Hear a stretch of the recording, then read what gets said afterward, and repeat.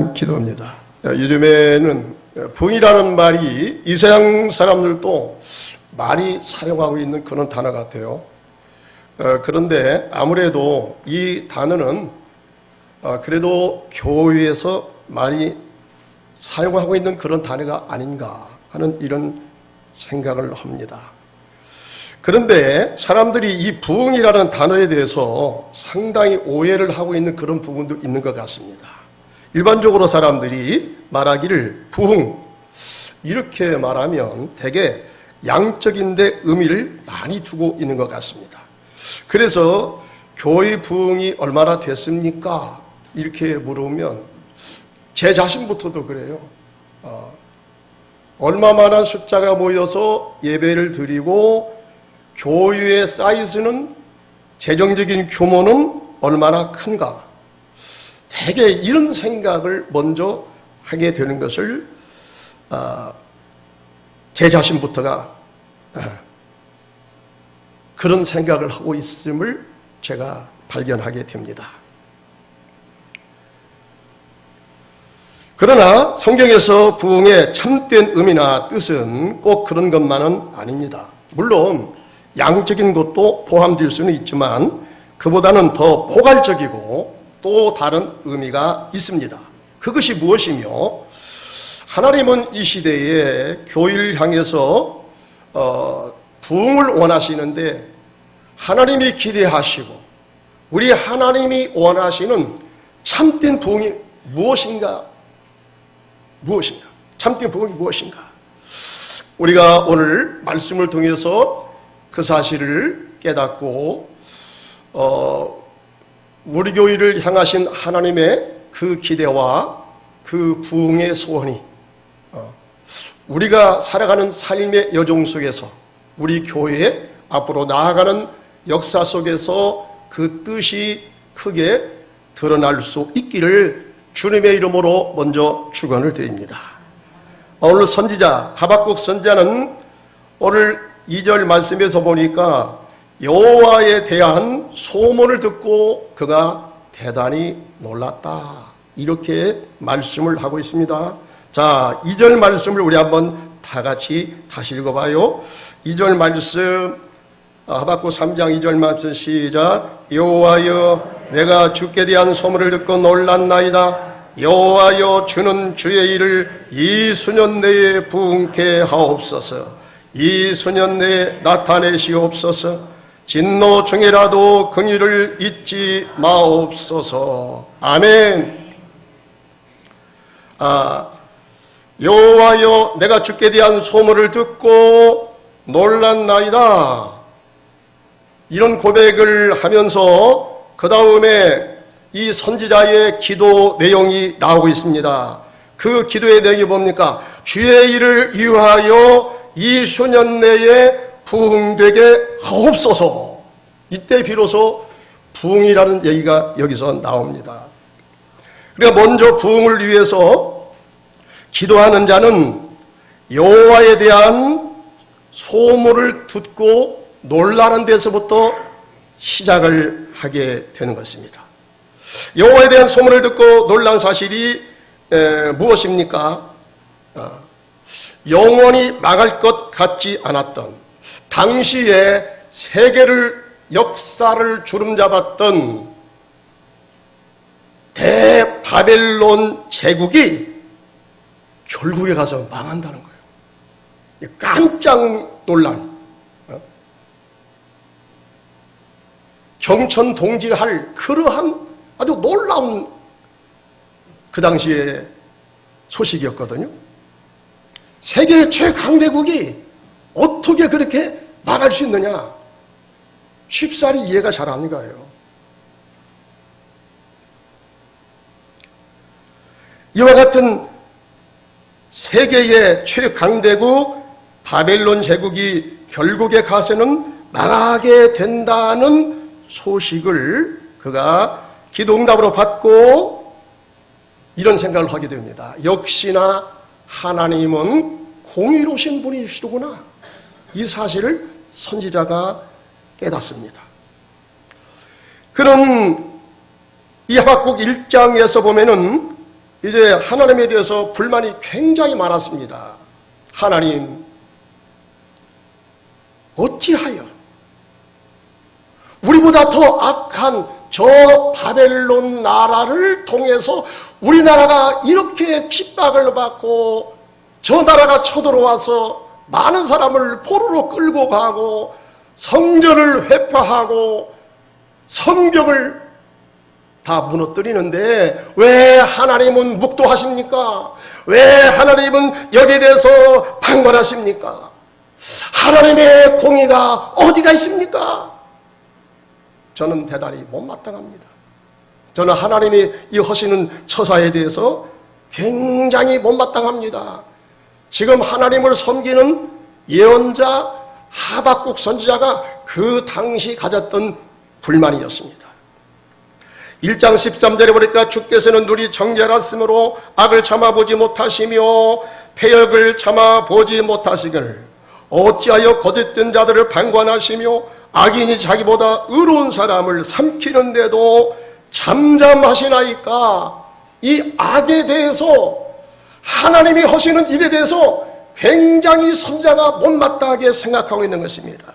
이런 못마땅한 저자에 대해서 그는 하나님께 항변하면서 따지고 대든 것입니다. 이에 대해서 2장 2절 3절까지를 보면 하나님께서 선지자를 불만에 가득 찬 선지자를 성룰에 세우시고 그로 하여금 기도하게 하신 다음에 하나님의 계시의 말씀이 들려옵니다. 기도하는 중에 이 선지자에게 들려온 하나님의 계시의 말씀이 무엇입니까?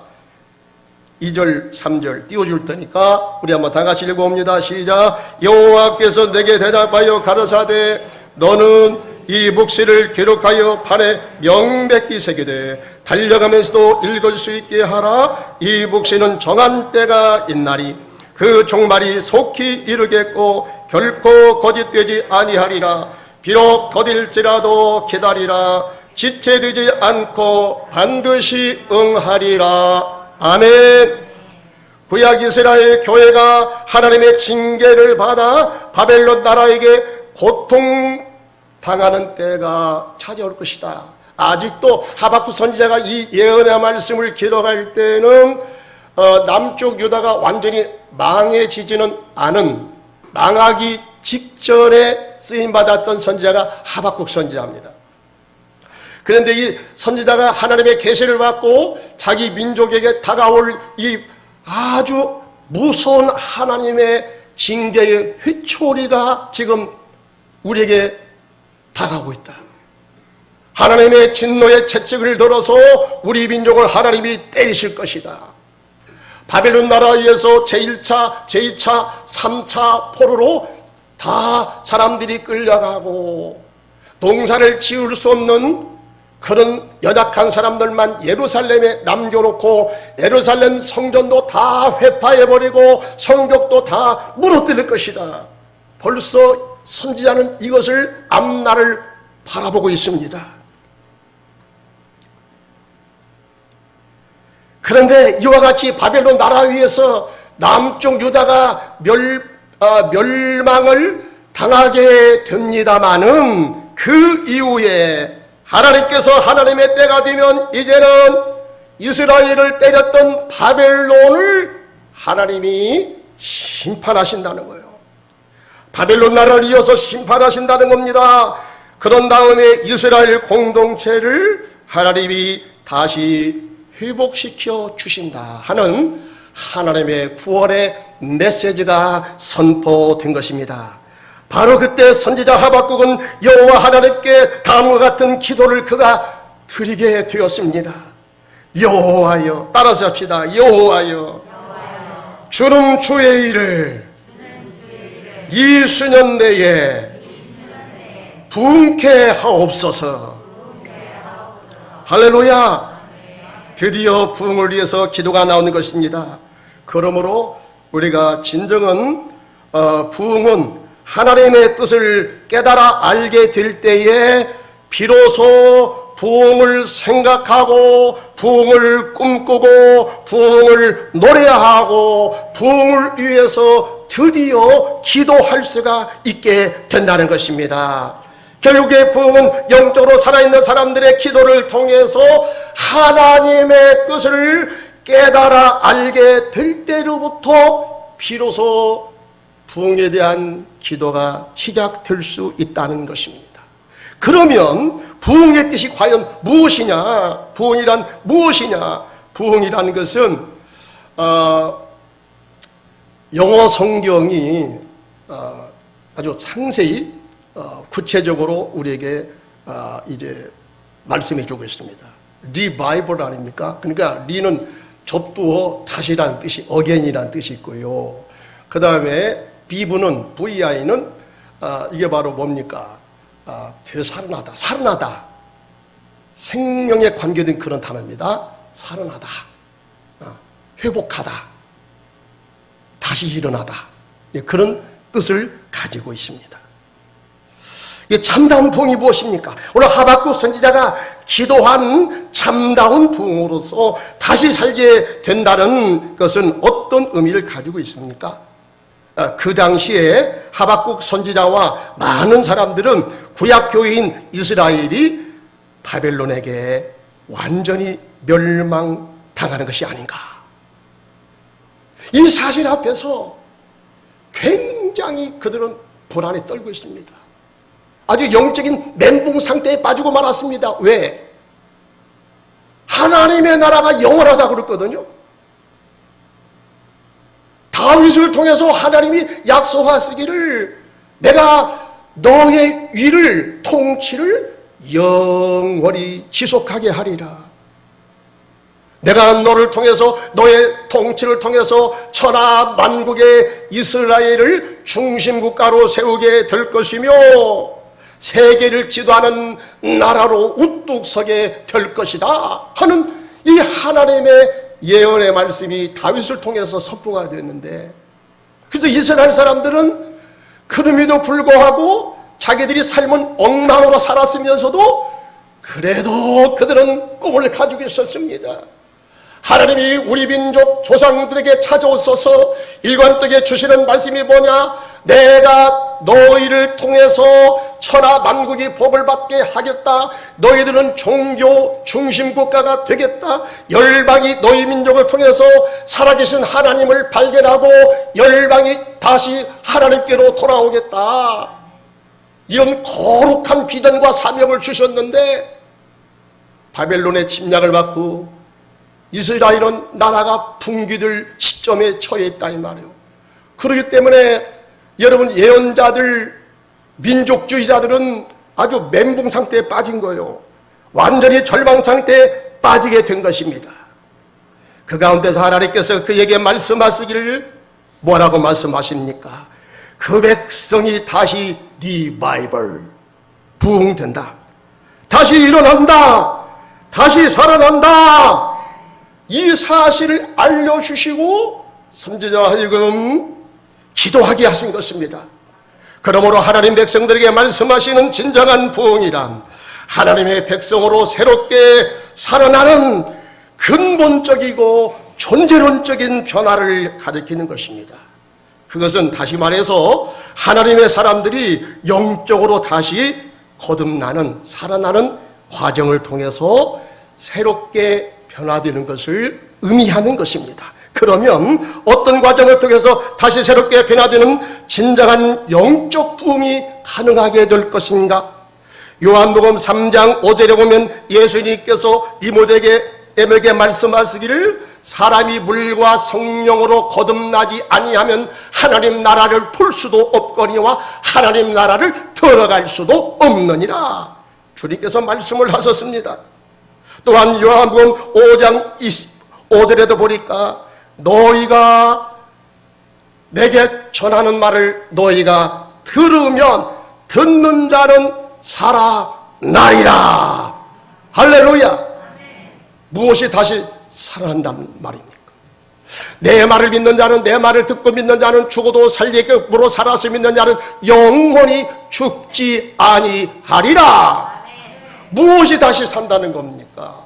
아담 안에서 우리가 죄를 범해서 모든 사람이 이제 죄를 범하게 되었을 때에 죽음이 찾아왔는데 그때 죽는다는 뜻이 무엇입니까?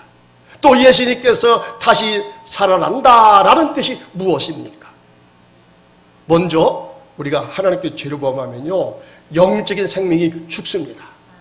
성경에서 죽음은 항상 없어진다, 소멸의 개념이 아니라 분리된다, 관계가 끊어진다 하는 이런 뜻을 가지고 있습니다. 그러니까 죄를 범하니까 하나님과의 영적 관계가 끊어져 버렸죠. 또 마음도 여러분 이제 부패 타락하게 되었으므로 마음도 생명의 근원이신 하나님께서 끊어졌죠. 그래서 아주 비양심적이 된 것입니다. 인간이 죄를 보면서. 그 다음에 이제 육적인 죽음이 와요. 영적인 죽음이 오고 양심이 마비가 되어지니까 그 다음에 찾아오는 것은 바로 뭡니까? 육적인 죽음이 오는 것입니다. 육적인 죽음과 함께 또다시 하나님의 심판대 앞에 서게 될 때에 이 죄 문제 해결받지 않은 사람은 영원한 지옥불의 사망 가운데 빠지게 되는 줄로 믿습니다. 그때도 없어진다는 것이 아니고 그때도 모든 영은 다시 살아나게 되는데, 이제 예수를 믿지 않고 악을 행한 영혼은 영원한 지옥불에 떨어지고 다시 생명의 관계가 회복되어 하나님과 바른 생명의 관계를 가진 영성을 가진 사람은 영원한 하나님이 예비하신 천국에 들어가게 될 줄로 믿습니다. 이때도 분리해요. 없어지는 게 아니에요. 그리고 예수님께서 듣는 자는 살아나리라, 이 말씀이 무슨 말입니까? 이건 육적으로 해석이 안 됩니다. 이건 영적으로 이것은 먼저 해석이 돼야 됩니다. 바로 이것은 무슨 얘기입니까? 내 말을 들으면 너희가 죽음 가운데 하나님과 관계가 끊어졌던 너의 영성이 다시 살아나리라, 이렇게 주님께서 말씀하신 것입니다. 여러분, 이때 주님께서 하신 주님의 입에서 나오는 생명의 말씀, 영혼을 살리는 말씀이 영이요 생명이요 진리니라. 요한복음 6장 63절에 보니까 이렇게 말씀하고 있습니다. 하나님의 백성들이 하나님의 말씀과 성령을 통해서 살아나기 전까지 그들은 영적으로 아직도 죽어있는 상태인 것입니다. 하나님은 이것을 에스겔 37장 에스겔 마른 뼈 환상의 골짜기를 통해서 그 백성들에게 보여주십니다. 오늘 나도 하나님의 백성이라 하면서 영적인 면에서 마치 마른 뼈같이 죽은 상태에 처해져 그 어떤 일도 행할 수 없는 영적인 무감각 상태, 영적인 무지 상태, 영적인 무능 상태에 빠질 수가 있는 것입니다. 이러한 성도와 교회는 부흥이 사라진 교회가 되는 것입니다. 이것은 오늘날 부흥이 멎어버린 유럽 교회, 또한 어느새 그런 유럽 교회의 전철을 밟고 있는 우리 한국 교회의 모습일지도 모르겠습니다. 이런 교회가 어떻게 다시 살아날 수가 있을까요? 오늘 하나님께서 에스겔 선지자에게 그 해결책을 보여주십니다. 에스겔 37장 10절 14절에 보니까 이렇게 말씀이 기록됩니다.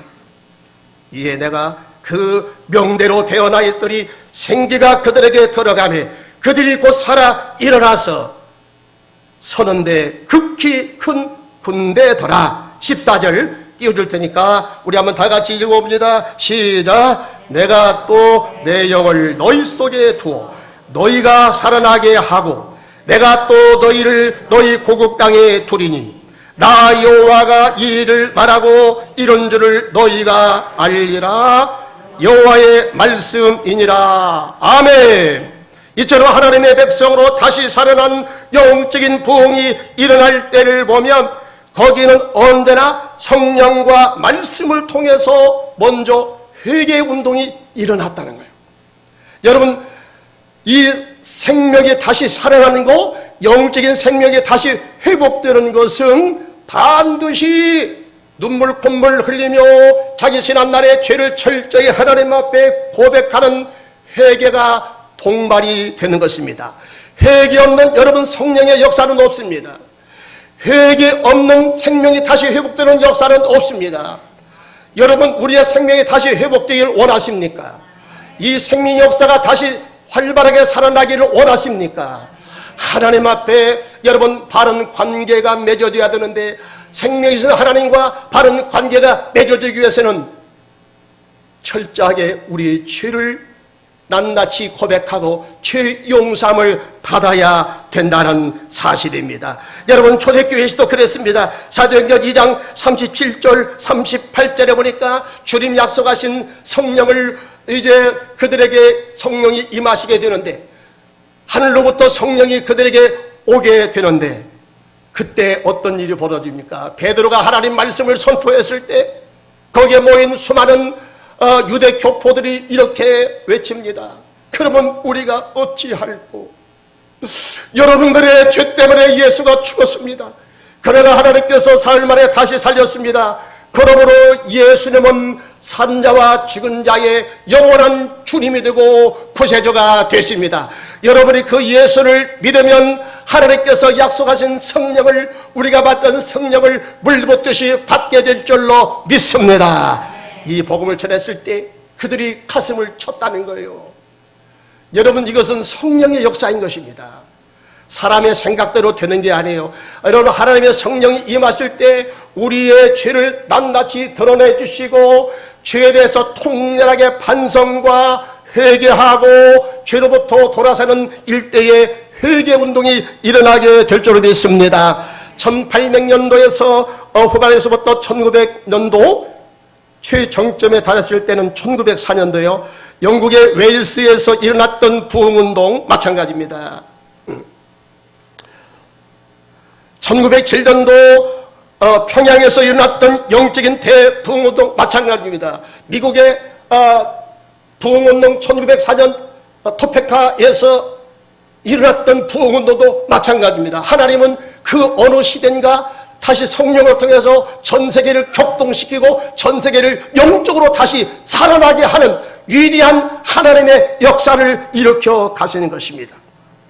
그때 웨일스에 얼마나 성령의 그 열풍이 강력하게 불어닥쳤던지, 탄광촌에 성령이 불어닥치니까 그들이 다 회개하고 욕설을 일삼고 술을 즐기며 남폭에게 굴었던 그들이 다 변화가 되고 그들의 말이 언어가 변화가 되었어요. 욕을 하고 불평을 일삼던 그들의 입에서 감사합니다, 사랑합니다. 그들은 서로가 이제 엉켜 안고서 서로가 위로하고 서로가 격려하고 내가 잘못했다 그러고 용서를 빈다는, 여러분, 이러한 회개운동이 강력하게 일어난 것입니다. 밤마다 술 마시고 싸움을 일삼던 마을마다 술집이 닫혀지고 야밤거리 술 먹고 술주정했던 사람들이 사라지고 풍기불날했던 거리가 다시 거룩한 도시로 바꿔지는 위대한 역사가 일어난 것입니다.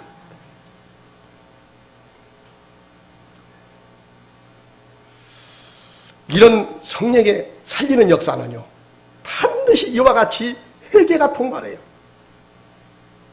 성령이 오시면 여러분 내 마음에 잘못했던 것, 죄악된 것들이 다 드러나면서 눈물로 하나님께 회개하고 그 죄로부터 돌이키는 위대한 영적인 결단의 역사가 일어나게 되는 것입니다. 지난 1978년 우리나라 여의도 광장에서 엑스폴로 전도대회가 펼쳐질 그때도 이 사회적인 평판이 얼마나 좋았는지 모르는, 저도 그때 그 엑스폴로 대회 방송을 통해서 제가 그때 좀 어린 나이였습니다만은 그 방송을 제가 들었어요. 이 사회에서도요, 그 방송에서 다 이것을 아주 뉴스로 다 내보냈습니다.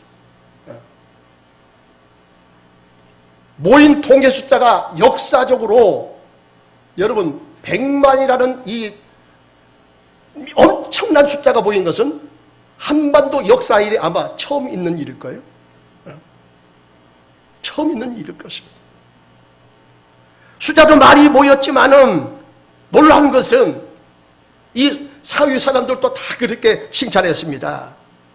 100만 명이 모였다가 흩어지는데 신문지 하나 남지 않고 자기가 가져온 쓰레기를 다 치우고 가는 거예요. 또 그 당시 방송에서 이런 방송이 흘러나왔습니다. 시내버스에서도 이 엑스폴로 마크를 단 사람들이 그 자리에서 일어나서 어른들에게 다 자리를 양보하는 거예요. 여러분, 그때까지만 해도 우리나라는 굉장히 미안한 얘기입니다만은 저개발국가, 미개국가라고 그렇게 우리가 아주 무시를 당했거든요. 그런데 이 기독교의 모임에서는 사람들이, 여러분, 세계 사람들이 생각을 달리한 것입니다.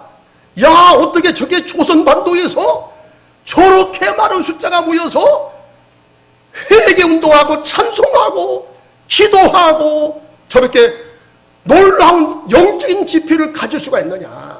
뿐만 아니라 저 사람들의 질서를 보니까 꼭 선진국에 들어선 그런 백성들 같이 그렇게 행동이 참 깨끗하다, 참 도덕적으로 훌륭하다, 여러분, 이런 평판을 받게 된 것입니다. 그렇기 때문에 여러분, 이 당시에 교회에 대한 평판이 얼마나 좋았으면 이런 얘기가 들렸어요.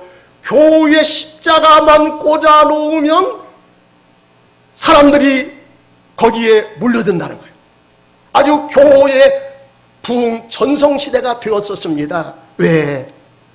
교회에 대한 평판이 좋았기 때문에, 교회에 대해서 사람들이 칭찬이 자자했기 때문에 그런 결과가 있게 되었던 것입니다.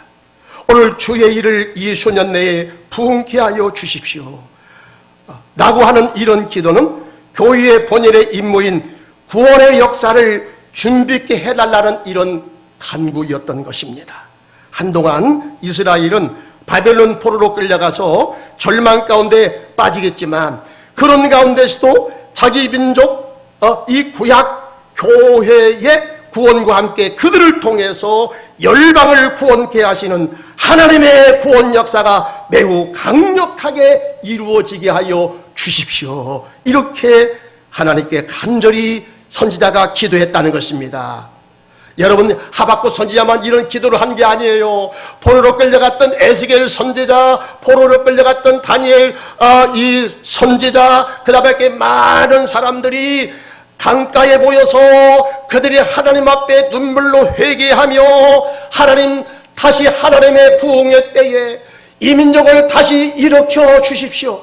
이 민족을 다시 살려 주십시오. 이 민족을 다시 새롭게 하여 주십시오. 그들이 이렇게 간절히 기도했던 것입니다. 그들의 기도대로 하나님께서 바벨론 70년의 포로 생활을 마친 다음에 하나님께서 이렇게 말씀하십니다. 이제 내 백성 다시 고토로 내가 돌이켜 줄 때가 찾아왔다. 너희는 광야의 길을 예비하라. 광야의 길을 수축하라. 하나님의 군대가 지나가게 되느냐. 이렇게 하나님께서 예언하게 하신 것입니다. 그리고 그들 가운데 이제 이 선지자의 기도하는 대로 하나님의 때가 되니까요, 갑자기 이 페르시아의 왕으로 등극했던 이 고레스가, 사이러스가 등장하더니 포로들은 자기 나라로 다 돌아가십시오. 특별히 이스라엘은 여러분들이 돌아가서 여러분들이 그렇게 기대하는 성전을 세우십시오. 아주 뜻밖의 일입니다. 놀랄 일이 벌어졌습니다. 여러분, 어찌 이런 일이 벌어진단 말입니까? 바벨론 70년 포로로 다 끌려가가지고 그들은 이제 나라에 대한 소름도 다 잊어버렸습니다. 고국도 다 잊어버릴 만한 그런 때가 다 지나간 것입니다. 그런데 그때 아주 생뚱맞게도 이방나라 이 페르시아의 왕을 통해서 포로들은 자기의 나라로 다 돌아가십시오. 그리고 이스라엘은 여러분들이 돌아가서 여러분이 섬기는 하나님을 위하여 성전을 지으십시오. 그러면서 성전을 지을 수 있도록 많은 기술진과 많은 물자를 거느리고 수룹바벨 제1차 포로 귀환 수룹바벨을 중심으로 많은 이스라엘 사람들이 고국으로, 꿈에도 그리던 고국으로 70년 만에 자기 고국으로 돌아가는 거예요. 여러분, 이때 얼마나 사람들이 불안에 떨었는지 모릅니다. 이 많은 물자를 가지고 가다가 어떤 외적의 습격을 받지 않을까 굉장히 두려움에 떨었던 것입니다. 여러분, 그래서 이들은 돌아가기 전에 같이 모여서 얼마나 하나님 앞에 기도했는지 모릅니다. 하나님께서 기도했을 때 왕의 마음도 움직이시고 많은 백성들의 마음을 움직이시고 그들이 유대 땅으로 도착할 때까지 어떠한 어려움이 없이 그들은 무사히 예루살렘에 도착해서 드디어 그들이 그리던 성전을 다시 수축하게 되는 이런 놀라운 역사가 일어나게 되었던 것입니다. 여러분, 이와 같은 역사가 바로 진정한 부흥을 위하여, 하나님 나라 회복을 위하여 계속적으로 기도했던 기도의 사람을 통하여 이런 역사가 이루어지게 되었다는 사실입니다.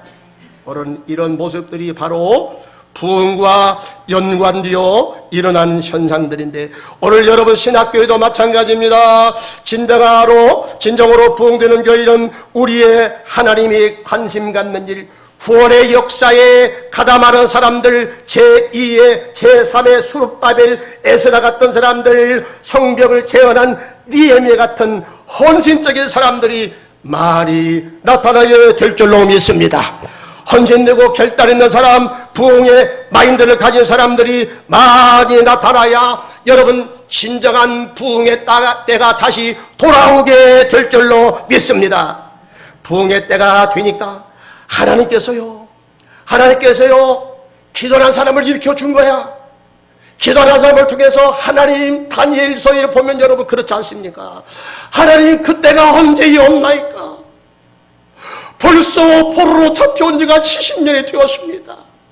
하나님, 성벽은 다 불탔다고 그러고 성전은 다 회빼갔다고 그러는데, 하나님 아버지, 다시 이 민족을 돌이켜 주십시오. 우리 지난날에 잘못된 것을 용서를 구합니다. 다시는 그렇게 살지 않겠습니다.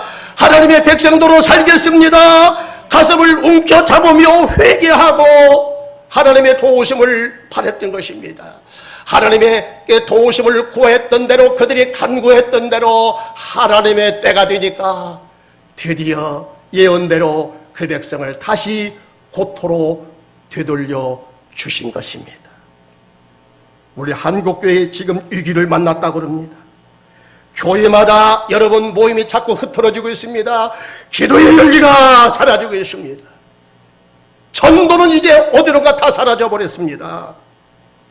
하나님의 교회의 부흥에 대한 열망도 사라지고 식어지는 이때에 하나님은 또다시 썩어 문드러진 그 고목나무 밑에서 새순을 돋게 하시고 이 새순을 통하여 새로운 하나님의 구원 역사를 이루어가기를 원하십니다. 감사하게도 우리 한국에 지금 기도하는 사람들이 얼마나 많아지지 모릅니다. 많은 사람들이 기도의 열정이 다 사라지고 전도는 이제 어디론가 다 사라져버리고 그저 교회는 와서 그냥 은혜만 받고 가면 되는 것이지 하는 이런 생각을 갖고 있는 이때에 여러분, 그래도 부흥을 목말라 하면서 다시 회복시키는 하나님의 부흥의 딸을 기다리면서 간절히 하나님 앞에 목을 메이고 기도하는 주의 성도가 있으니 그 성도가 있는 한 한국교회는 절대로 나가지 않습니다. 여러분, 우리 교회도 목요일날 중보기도팀이 한 6명가량이 모여서 계속적으로 기도합니다. 가면 갈수록 기도 열기가 더 뜨거워지는 것 같습니다. 나라를 위하여, 교회를 위하여, 우리 가정을 위하여 간절히 기도합니다. 앞으로 우리 교회가 하나님께서 기도의 은혜를 베풀어 주셔서 이 중보기도자들이 많아질 때에 여러분 다시 우리 교회에 부흥의 불길이 지속게 될 줄로 믿습니다. 하나님의 때를 지금 하나님이 만들어 가십니다. 저는 어떤지 이번에 우리 교회 설립 기념주일을 말씀을 준비하면서 하나님 어떤 말씀을 전해야 될까요? 이렇게 고민하면서 기도하다가 오늘 이 하박국 말씀이 문득 떠오르게 된 거야. 그렇다, 하나님께서 어느 시대든지 이제 부흥은 이제 사이클 역사를 그리고 가는데 어느 시대나 부흥하는 시대가 있으면 또 타락하는 시대가 찾아오고, 이 타락하는 시대에 이제 직면하게 될 때 또 거기에 대해서 하나님을 사랑하는 사람들, 기도하는 사람들이 있게 되는 것이고, 이 기도하는 사람을 통해서 다시 하나님의 부흥의 역사는 일으켜지는 것이다. 이 사실을 깨닫게 되면서 저는 다시 부흥에 대한 희망을 가져봅니다. 부흥에 대한 기대를 가져봅니다. 바로 이것은 하나님께서 주시는 마음인 줄로 믿습니다. 여러분, 우리가 이와 같이 교회의 부흥을 위하여, 이 나라가 새롭게 되기를 위하여 간절히 기도할 때 그 기도 속에 하나님은 나타나십니다. 이 상황에 여러분, 하나님의 때가 되면 우리가 기도하는 대로 하나님께서 기도의 응답을 주시는데, 전혀 알지 못했던 이방 나라의 왕을 하나님이 일으키기도 하시고요, 전혀 우리가 기도하지 못했던 환경이, 우리가 기도하는 대로 그 소원대로 환경이 자꾸자꾸 만들어져 가는 거예요. 거기에 도움 줄 만한 사람들이 자꾸 몰려드는 거예요. 교회를 위해서 내가 희생하겠습니다. 이 빈자리를 보니까 내 마음이 아파서 못 견딥니다. 느헤미야가 가졌던 이 가슴이 찢어지는 듯한, 하나님의 성벽이 다 흘려버리고 하나님의 성전이 다 불타버렸습니다. 유대여선 장로들이 느헤미야에게 이 사실을 전해주었을 때 다른 사람들은 시큰둥하고 그저 그러냐, 그런가 보다 다 지나쳤는데, 느헤미야의 가슴에 아주 목처럼 박혀버렸어요. 이 말씀이 박혀버렸어요.